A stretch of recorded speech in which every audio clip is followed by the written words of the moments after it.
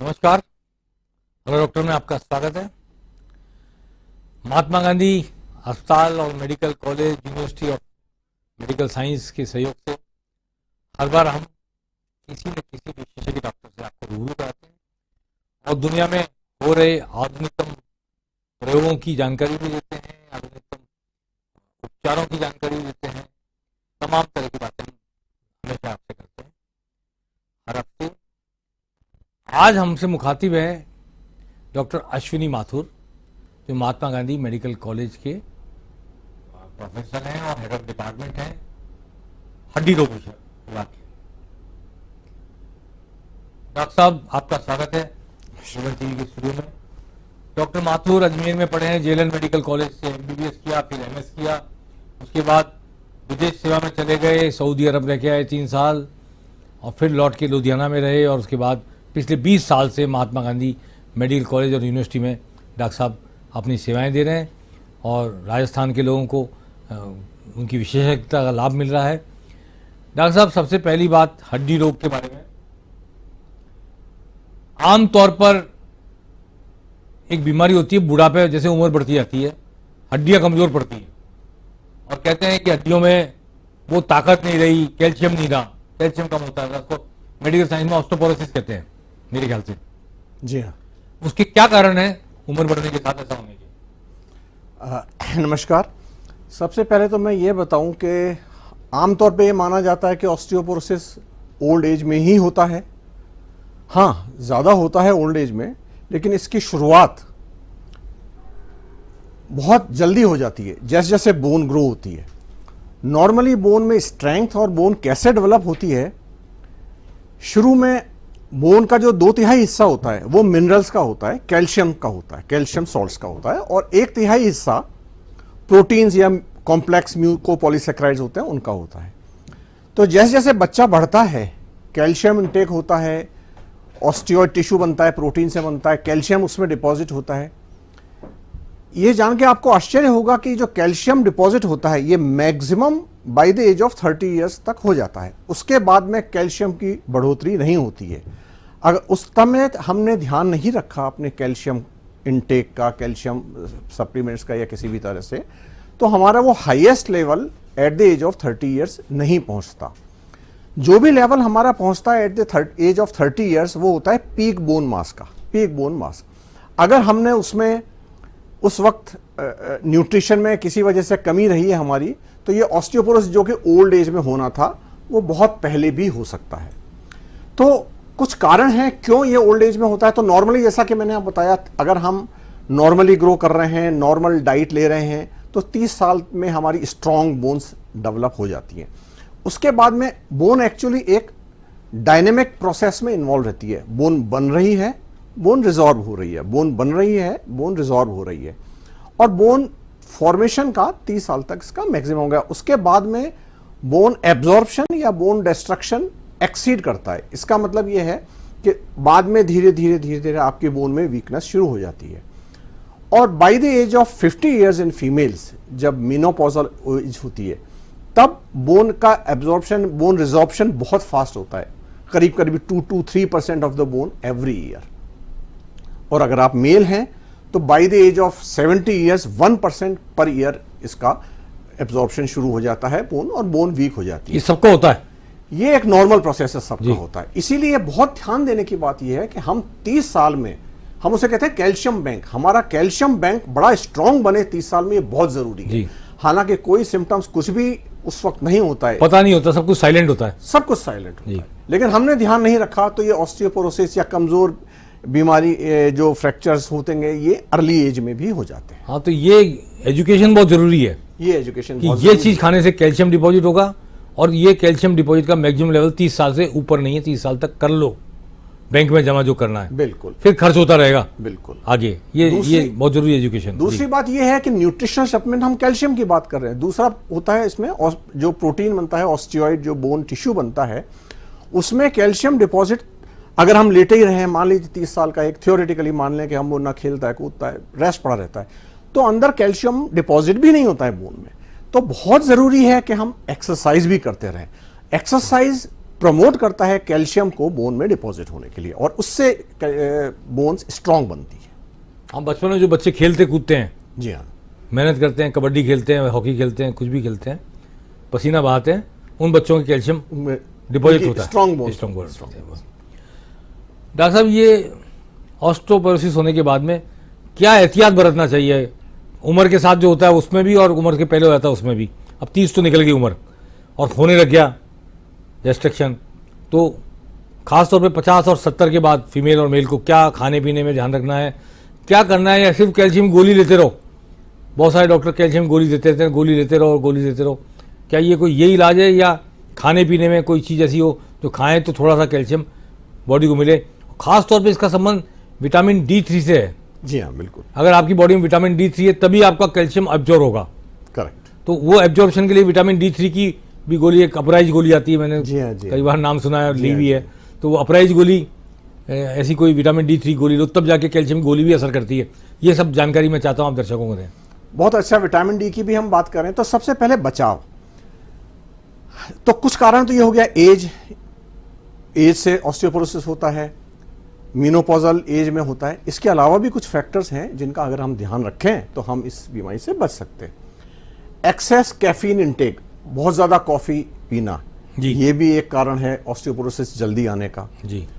हम जैसा कि मैंने बताया, एक्सरसाइज बहुत जरूरी है, हम एक्सरसाइज नहीं करेंगे वो भी एक कारण है। कोई शराब का भी संबंध है? शराब, एक्सेस एल्कोहल, एक्सेस टोबैको, जी। ये सब कारण हैं जो कि ऑस्टियोपोरोसिस डेवलप करने में मददगार होते हैं। तो हमें इन सब चीजों से बचना चाहिए। पर बहुत सारे लोग जो नॉनवेज खाते हैं उनको ये धारणा होती है कि नॉनवेज खाने से शरीर मजबूत होता है। नहीं, नॉनवेज खाने से कुछ एसेंशियल आपके विटामिन, मान लीजिए D4 है, D3 है, वो पूरा हो सकता है।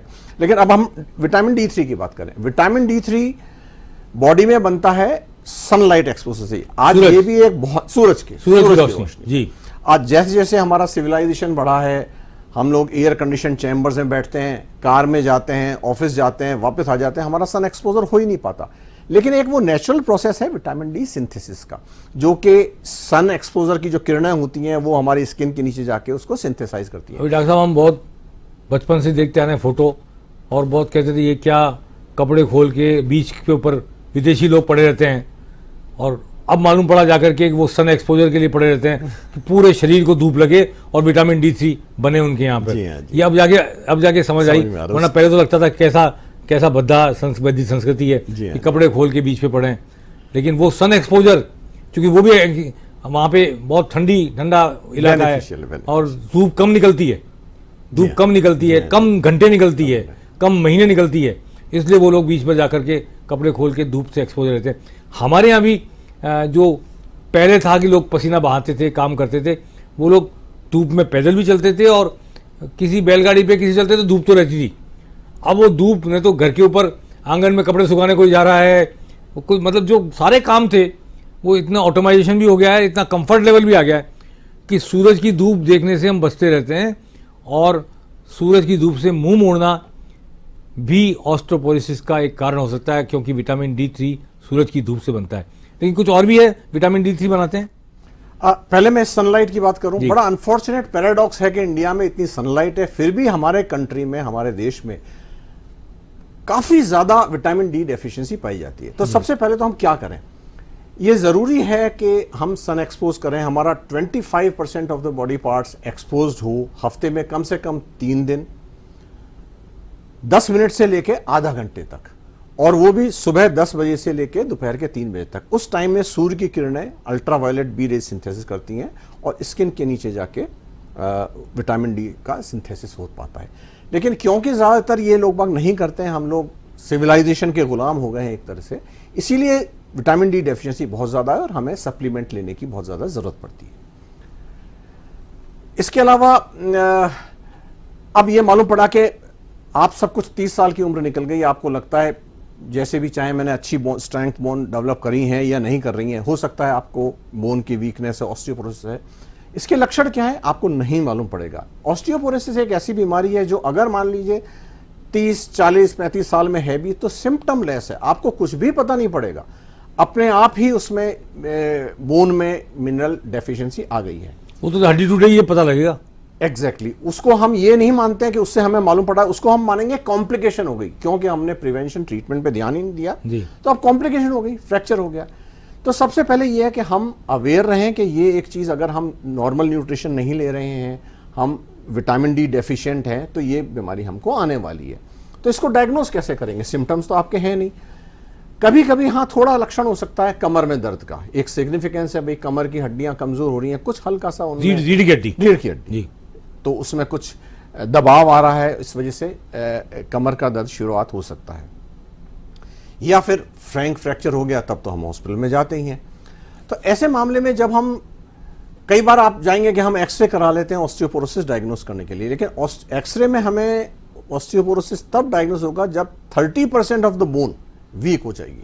तो एक एक्सरे एक अच्छा मेथड नहीं है। एक वो बोन डेंसिटी टेस्ट भी होता है, बोन डेंसिटी टेस्ट होता है, जो पता लगता है किस हड्डी में, किस हड्डी में कितना कैल्शियम है, जी हाँ, उसकी डेंसिटी कितनी है, वो उससे अल्ट्रासाउंड पता लग जाता है कि जी हाँ आपके शरीर की कौन सी हड्डी कमजोर कितनी हो गई है। एग्जैक्टली। तो डेक्सा स्कैन है, एक बड़ा स्पेसिफिक इन्वेस्टिगेशन प्रोसीजर है। उस डेक्सा स्कैन को हम कलाई की हड्डी पे या जांघों की हिप में कूल्हे पे या कमर पे रख के हम अपना स्कोर पता करते हैं कि हमारा स्कोर क्या है।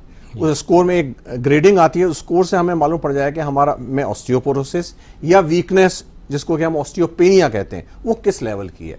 अगर वो डायग्नोज होता है 35 साल, 33 साल, 40 साल की उम्र में, तो अभी से आपको उसको ट्रीटमेंट शुरू कर देना चाहिए, ताकि आने वाली कॉम्प्लिकेशंस जो कि 5, 10, 15 या 20 साल में होने वाली हैं, उससे बचा जा सके। क्या खाएं? फल, सब्जी, दाल, कौन सी चीज ऐसी है जिससे ये कैल्शियम और D3 की डेफिशिएंसी? कैल्शियम का rich source milk and dairy products हैं। केला भी है मेरे ख्याल से। ग्रीन लीफी, केला भी है कैल्शियम, ग्रीन लीफी वेजिटेबल्स हैं। अच्छा। इन सब से हमें कैल्शियम प्राप्त होता है जी। और यूजुअली हमारा डेली रिक्वायरमेंट 1 से 1 to 1.5 ग्राम रहता है। लेकिन अगर हमारी डाइट में मान लीजिए 400 मिलीग्राम से भी कम इंटेक जा रहा है, तो ये फिर बोन रिजॉर्ब होना बहुत रैपिडली शुरू हो जाता है। तो हमें ध्यान रखना है कि हमारा एडिक्वेट कैल्शियम इंटेक है या नहीं। किसी भी न्यूट्रिशनिस्ट से अगर हम पूरा अपना डाइट चार्ट बनवा लेंगे, तो ये पता लगा जा सकता है कि हमारा कैल्शियम इंटेक पूरा है या नहीं है। अगर नहीं है तो हम कैल्शियम, बड़े इजीली अवेलेबल है, नॉट एक्सपेंसिव कैल्शियम टैबलेट्स ले सकते हैं। सिमिलरली विटामिन डी तो आमतौर पे मुझे लगता है कि अगर आपने कभी अपना टेस्ट नहीं कराया है तो कम निकलेगा ही निकलेगा, unless you are a labourer and you are working under the sunlight. अगर आप सूर्य की रोशनी में मेहनत कर रहे हैं तो हो सकता है आपका ना है, पर ज़्यादातर लोगों में विटामिन डी की भी कमी होती है, तो उसका भी टेस्ट कराया जा सकता है। अगर विटामिन डी की कमी है तो हमें कैल्शियम विटामिन डी जो कॉम्बिनेशन आता है वो, या फिर विटामिन डी अलग से हमें ले लेना चाहिए। जी डॉक्टर साहब, ये कैल्शियम की गोली लेते हैं कई बार लोग, किसी के पेट में किसी हिस्से में पथरी होती है, कहीं पेनक्रियाज में पथरी है, लीवर में है या किडनी में है या और किसी जगह है, तो वो कैल्शियम की गोली उस आदमी को फिर नहीं लेनी चाहिए जिसके पेट में कहीं पथरी है? नहीं, अगर किडनीज में आपके स्टोन्स हैं या गॉल ब्लैडर में स्टोन्स है, तो इसका कैल्शियम इंटेक से कोई रिलेशन नहीं दिखता है।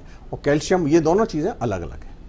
अच्छा, वो जो कैल्शियम जाता है वो गॉल ब्लैडर में स्टोन है या गॉल ब्लैडर में स्टोन्स होते हैं, उनको फीड नहीं करा कैल्शियम? नहीं, उनको फीड, उससे बड़े नहीं हो रहे आपके पत्थर नहीं, पेट के अंदर? नहीं, उससे नहीं। ये बड़ी गलतफहमी लोगों को कि हम स्टोन भी है और कैल्शियम भी खा रहे हैं।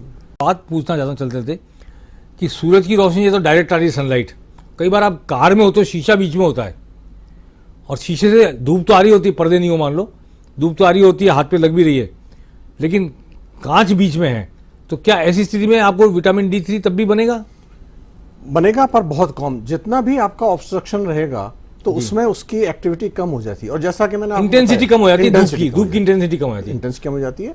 और जो अल्ट्रावायलेट बी जो रेज हैं, उनकी मैक्सिमम जो है वो सुबह 10 से दोपहर 3 बजे तक। जी। और ये कारण भी है कि हमारी जो डार्क स्किन पीपल हैं हम इंडिया में, उनमें और भी वो डीप नहीं पहुंच पाती हैं। तो फेयर स्किन लोगों में तो विटामिन डी का सिंथेसिस हो जाएगा, हम लोगों में और ज्यादा टाइम लगता है सिंथेसिस होने में। और इन एडिशन टू दैट अब आ गए हैं वो सनस्क्रीन प्रोटेक्टर्स, अगर वो हमने लगा लिए हैं तो वो सनलाइट तो फिर बिल्कुल ही गए काम से, वो बिल्कुल ही। बहुत सारी महिलाएं तो लगा करके घूमती हैं, बहुत टीवी पे विज्ञापन आता है सनलाइट से बचने के लिए ये लगाइए, हाथ पे काले नहीं पड़े हाथ और गोरे बने रहें। गोरे बने रहने के चक्कर में लोग सनस्क्रीन लगाते हैं और उसके बाद आपको जो नेचुरल सोर्स से जो डेवलप होता है विटामिन D3 वो डेवलप नहीं होता, वो नहीं होता, तो आपका जो कैल्शियम, अगर आप गोली भी खा लो, कुछ दवाई भी खा लो, कुछ भी खा लो, एब्जॉर्ब नहीं होगा बॉडी में, नहीं जा होगा तो फिर हड्डी में नहीं जाएगा, तो आपको ऑस्टियोपोरोसिस होगा ही होगा, हो जाएगा तो ठीक नहीं होगा। डॉक्टर साहब, ये बुढ़ापे में बहुत फ्रैक्चर बहुत होते हैं, और ऑस्टियोपोरोसिस भी एक कारण है मेरी समझ में कि हड्डियाँ कमजोर रहती है तो वो जल्दी से टूटती है हड्डी, झटका खाते ही। खास तौर पर बाथरूम में बहुत गिरते हैं बुजुर्ग, और ये जो हड्डी है कूल्हे की, ये बहुत टूटती है, बहुत तकलीफ होती है, बहुत मुश्किल से ठीक होती है, और जीवन की दिनचर्या भी बहुत खराब हो जाती है कूल्हे की हड्डी टूटने के बाद। ये क्या है और कैसे इससे बचे भी कैसे, और ऐसा हो जाए तो इलाज कैसे करें, वहीं स्पॉट पे इलाज कैसे करें, फिर अस्पताल जाकर क्या करें, क्योंकि शायद मेरे ख्याल में प्लास्टर भी नहीं बनता इस जगह। जी, तो विशेष एक तो ये खास बात ये है ऑस्टियोपोरोसिस में, जो मैंने बताया था कि पोस्ट-मेनोपॉजल ऑस्टियोपोरोसिस, जो कि 50 साल के बाद महिलाओं में होता है, और महिलाओं में और पुरुष में दोनों में फिर 70 साल बाद जो ऑस्टियोपोरोसिस होता है उसको सिनाइल ऑस्टियोपोरोसिस कहते हैं। इन दोनों में थोड़ा सा फर्क होता है। पोस्ट मेनोपॉजल ऑस्टियोपोरोसिस में हमारे ट्रेबिकुलर बोन का लॉस होता है, जो कि जिसकी वजह से जो फ्रैक्चर होते हैं वो हमारे रिस्ट में सबसे कॉमन होते हैं। यानी उस एज की महिलाओं में अगर ऑस्टियोपोरोसिस है तो रिस्ट फ्रैक्चर कॉमन होगा। और रिस्ट फ्रैक्चर कैसे होता है, हम स्टम्बल करते हैं, हम थोड़ा सा लड़खड़ा जाते हैं, और जैसे ही हम गिरते हैं तो गिरने से बचने के लिए हम हथेली ज़मीन पे टेकते हैं। सबसे ज़्यादा लोड वहाँ आता है। ऑस्टियोपोरोसिस के वजह से बोन भी वहाँ पे वीक है और हमारा रिस्ट फ्रैक्चर हो जाएगा, जैसा कि आप इस एक्सरे में भी देख पा रहे हैं, रिस्ट यहाँ का फ्रैक्चर हो जाएगा। लेटर ऑन 60-70 साल की अवस्था में यूजुअली ये होता है कि किचन में काम करते हुए वेट फ्लोर पे, बाथरूम में सडनली आप स्लिप हो गए, तो आप हाथ पे तो नहीं गिरते हैं, कूल्हे के बल गिरते हैं, तो हमारा फ्रैक्चर नेक फीमर या हिप फ्रैक्चर हो जाता है। तो ये बड़ा कॉमन है। इनसे बचने के लिए it is very important how to prevent fracture. अपन ऑस्टियोपोरोसिस में फ्रैक्चर का बचाव कैसे करें? गिरने से बचें। गिरने से हम कैसे बचें? हमारी मसल स्ट्रेंथ इतनी प्रॉपर रहे कि हम नहीं गिरें। दूसरा, अगर मान लीजिए हमारे में वीकनेस है, हमारे में कुछ सावधानी नहीं है, चलने में हमें सावधानी बरतनी चाहिए, तो हम वॉकिंग एड्स का भी इस्तेमाल करें। 60 या 70 साल की उम्र में अगर आप चल रहे हैं, आउटडोर वॉक स्टिक लेके चलें, वॉकर लेके चलें, पर गिरने से बचें, क्योंकि ये मेजर कॉम्प्लिकेशन है और ट्रीटमेंट भी बहुत डिफिकल्ट होता है। ये तो फिर यहाँ तो प्लास्टर भी नहीं बनता हिप में। तो हिप के फ्रैक्चर में प्लास्टर कतई नहीं मना, आपने बिल्कुल सही कहा। हिप का फ्रैक्चर का एकमात्र उपाय है ऑपरेशन। हिप के फ्रैक्चर दो तरह के होते हैं, एक तो कैप्सूल के अंदर का होता है और एक जिसको हम इंट्रा कैप्सूलर फ्रैक्चर कहते हैं, और दूसरा एक्स्ट्रा कैप्सूलर फ्रैक्चर होता है। उसमें दोनों पेच भी कस देते हैं, कील भी लगाते हैं, क्या कुछ करते हैं जी, और उससे जोड़ते हैं। जी, तो दोनों में फर्क यह है कि अगर आपके इंट्रा कैप्सूलर फ्रैक्चर हो गया है तो उसका जुड़ने के चांसेस नेग्लिजिबल होते हैं, बहुत कम होते हैं। तो ऐसे केसेस में तो हम जॉइंट ही रिप्लेस कर देते हैं। एक्स्ट्रा कैप्सूलर फ्रैक्चर की जो मैं बात कर रहा हूँ उसमें अच्छी ब्लड सप्लाई होती है, उसमें हम हड्डी जोड़ने का प्रयास करते हैं। तो जैसा कि आपने कहा कि अगर एक्स्ट्रा कैप्सूलर फ्रैक्चर है तो हम रॉड, स्क्रू या प्लेट से उसको जोड़ने की कोशिश करें।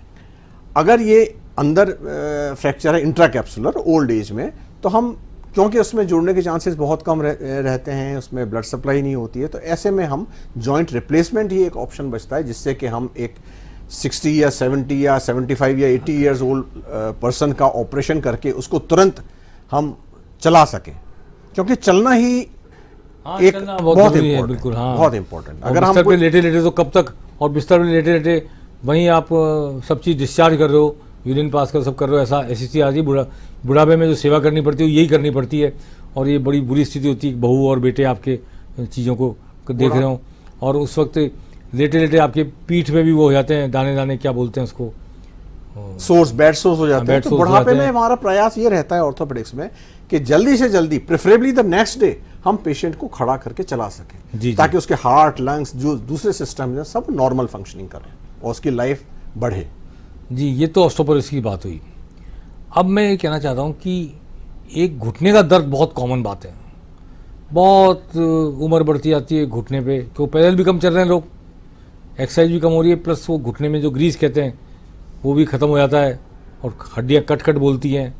ये घुटने का दर्द, जोड़ों का दर्द, जोड़ बहुत रिप्लेसमेंट कराने लग गए लोग घुटने का, पार्शियल भी होता है रिप्लेसमेंट, पूरा भी होता है, तो वो उससे कैसे बचा जा सकता है, उसमें क्या इलाज संभव है? देखिए, जो घुटने का दर्द आर्थराइटिस है, कई तरह की आर्थराइटिस होती हैं, लेकिन हम आज इसमें डिजनरेटिव आर्थराइटिस जिसे कहते हैं कि जो ओल्ड एज में होती है उसके बारे में बात करेंगे। ये भी कहा जाता है कि उसमें ग्रीस कम हो गया, या घुटना घिस गया, या हड्डी के ऊपर हड्डी आ गई, उसमें कड़कड़ की आवाज़ आ रही है, वो सब बातें हैं। तो इससे बचने के लिए सबसे पहली बात तो ये है कि हम अपनी रेगुलर एक्सरसाइज रखें, ओवर स्ट्रेन हम ना करें अपने घुटने में, और एक स्पेशली जो है एक्टिविटी अपन मेंटेन करें। अगर अपन इनएक्टिव रहेंगे, मसल स्ट्रेंथ लॉस हो जाएगी, तो भी उसमें हड्डी पे असर आएगा। हड्डी पे असर आएगा। क्यों मसल्स जो वेट आपका संभाल रही थी वीक हो गई, वो वीक हो गई, तो वो नहीं संभाल रही है आपका वेट, तो फिर हड्डी संभाल रही है। हड्डी संभाल रही है। हड्डी जिसके लिए बनी है, जिस वजन के लिए, उससे ज्यादा वजन पड़ रहा है, लिगामेंट्स पे स्ट्रेन आएगा, लिगामेंट्स खींचेंगे, अननेचुरल स्ट्रेन आएगा। दूसरी बात ये भी डॉक्टर साहब कि ये जो हड्डी पे होता है, असर होता है इसका, जब आदमी चलता फिरता कम है और ये एक्सरसाइज कम करता है, तब तो होता ही है। इसके अलावा भी कोई खान पान की ऐसी चीज होती है जिसकी वजह से हड्डियाँ, खासतौर पे जोड़ों की हड्डी? अगर घुटने की आर्थराइटिस का सवाल और खान पान का देखें तो सिर्फ एक ही फैक्टर है। अगर खान पान पे हम ध्यान नहीं रख रहे हैं और हमारा वेट बढ़ रहा है, ओबेसिटी बढ़ रही है, मोटापा आ रहा है, तो डेफिनेटली घुटने पे मैकेनिकल स्ट्रेन ज्यादा बढ़ेगा। जिनका वजन ज्यादा होता है मेरे ख्याल से उनके घुटने जल्दी खराब होते हैं, घुटने जल्दी खराब, जिन पर वजन शरीर का। इसीलिए पहला हमारा एडवाइस यही रहती है, आप वेट कम करें। और घुटने का इसका संबंध कोई शुगर की बीमारी से, बीपी की बीमारी से भी है क्या? हाँ हाँ, और अगर डायबिटीज है उनमें है तो उन लोगों में थोड़ा जल्दी होता है। जल्दी होता है, हाँ, क्योंकि बॉडी वो शायद रजिस्ट करना कम करती है या प्रोटेक्ट करना कम करती है। डायरेक्ट शुगर से तो नहीं, लेकिन उसके इनडायरेक्ट इफेक्ट इस तरह से होते हैं कि आर्थराइटिस जल्दी। जी जी। डॉक्टर साहब, एक रीढ़ की हड्डी है, स्पाइनल कॉर्ड, इसमें भी डिजेनरेशन का असर आता है मेरे ख्याल से। और ये कई बार आदमी के रीढ़ की हड्डी में दर्द, और ये L3 L4, ये आमतौर पे भाषा में सुनते हैं लोगों की, ये L3 L4 हो गया, और फिर उसकी हड्डी को सेट किया जाता है, पता नहीं ऑपरेशन भी होता है कई बार, कई लोग बिना ऑपरेशन ठीक करने दावा करते हैं। ये क्या है L3 L4, और रीढ़ की हड्डी में क्या प्रॉब्लम, क्या ये भी कैल्शियम की कमी कारण होती है? कैल्शियम की कमी के कारण तो ऑस्टियोपोरोसिस होता है, लेकिन जो डिजेनरेटिव प्रोसेस जिसमें हम ऑस्टियोआर्थराइटिस की, घुटने की दर्द की बात करें, सेम प्रोसेस कमर में भी होता है। तो कमर में जो अपना नीचे का हिस्सा होता है लंबर स्पाइन, उसमें 5 वर्टिब्रे होते हैं, L1 2 3 4 एंड 5, और उनके बीच में होती हैं गद्दियां, जिसको कि हम इंटरवर्टिब्रल डिस्क या गद्दी कहते हैं। तो जब डिजनरेशन होता है तो वहां पर भी जॉइंट्स होते हैं, जॉइंट्स में भी डिजनरेशन होता है, और जो इंटरवर्टिब्रल डिस्क होती है उसका प्रोलैप्स, उसमें भी डिजनरेशन होता है, वो प्रोलैप्स करती है। हमारे वर्टिब्रा के पीछे बहुत ही सेंसिटिव नर्व स्ट्रक्चर्स होती हैं, नर्व्स होती हैं। तो ये जब डिस्क प्रोलैप्स होती है तो उन नसों पे दबाव डालती है, जिससे कि हमारे शियाटिका या रेडिएटिंग पेन होता है। तो इससे बचने के लिए भी यही है कि हम अपनी स्पाइन को नॉर्मल रखें, हमारी जो स्पाइन का मस्कुलेचर है हम उसको स्ट्रॉन्ग रखने के लिए अपने एक्सरसाइज करें। अगर हम सीडेंट्री हैं तो स्पेशल एक्सरसाइज हम एडवाइस करते हैं, फ्लेक्शन या एक्सटेंशन स्पाइनी एक्सरसाइजेज, तो हमारी बैक स्ट्रॉन्ग रहे। पर अनफॉर्चुनेटली अगर मान लीजिए ये डिस्क प्रोलैप्स हो रही है और शियाटिका दर्द आ रहा है, तो ऐसा नहीं है कि तुरंत ही इसका हम ऑपरेशन की एडवाइस करते हैं, क्योंकि ये प्रोलैप्स में धीरे धीरे अगर हम बेड रेस्ट देते हैं for some days, maximum 3 weeks, तो कई बार ये प्रोलैप्स अपने आप रिग्रेस हो सकता है, अपने आप ये कंप्रेशन कम हो सकता है। उस स्टेज में हम ऑपरेशन नहीं करते। लेकिन कैल्शियम के अलावा ये मैग्नीज और कॉपर और बहुत सारी ऐसी मिनरल्स होते हैं बॉडी में, क्या उनका भी कोई योगदान है हड्डियों को मजबूत रखने में या कमजोर होने में? कॉपर, जिंक, मैग्नीशियम, ये हाँ जो दवाइयाँ आती हैं हड्डी की, उनमें जिंक और कॉपर मैंने कई बार देखा है जी, कॉम्बिनेशन देखा कैल्शियम के साथ साथ। जी जी। तो ये सब कॉम्बिनेशन बॉडी के हर प्रोसेस में जरूरी है, हर एंजाइमेटिक प्रोसेस में जरूर है और ज़रूरी हैं। और इसी तरह से जो बोन की स्ट्रेंथ है उसमें भी ये मिनरलाइजेशन, कैसे कैल्शियम जमा होता है बोन्स में, ऑस्टियोइड टिश्यू में, तो ये सब ट्रेस एलिमेंट्स कहते हैं इनको, ये सब भी ज़रूरी हैं स्ट्रेंथ देने के लिए। और न सिर्फ हड्डी में बल्कि शरीर के सभी टिश्यूज़ में, सभी ऊतकों के लिए ये ज़रूरी है। चलिए, आज डॉक्टर अश्विनी माथुर से हमने जाना बढ़ती उम्र के साथ हड्डियां कैसे कमज़ोर होती, कैल्शियम कैसे लॉस होता है, कैसे इसकी वजह से फ्रैक्चर्स होते हैं, कैसे रीढ़ की हड्डी में प्रॉब्लम होती है, घुटनों में प्रॉब्लम होती है, और कूल्हे में फ्रैक्चर होते हैं तो कैसे उसका इलाज करना चाहिए, और कैसे विटामिन D3 की कमी की वजह से कैल्शियम का एब्जॉर्प्शन कम हो जाता है, उसके लिए धूप का सेवन करना चाहिए, और D3 की दवा भी मिल सकती है, लेकिन धूप नेचुरल सोर्स है जो विटामिन D3 आपने पैदा करता है शरीर के अंदर, और उसकी वजह से कैल्शियम एब्जॉर्ब होता है, उसकी वजह से फिर हड्डी मजबूत होती है। ये हर उम्र में करना चाहिए।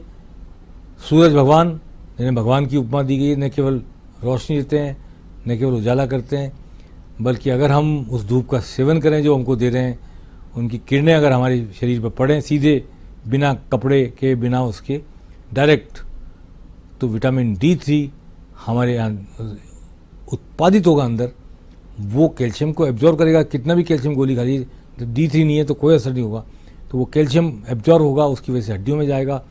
हड्डियों में, डॉक्टर साहब जाते जाते एक सवाल, आखिरी सवाल जी, ये जो बोन मेरो होती है, बोन मेरो बिल्कुल डिफरेंट चीज़ है। इसकी वजह से ब्लड कैंसर होता है, ब्लड कैंसर का इलाज होता है। ये बोन मेरो और बोन, इनके दोनों के बीच में इंटर रिलेशन है क्या कोई?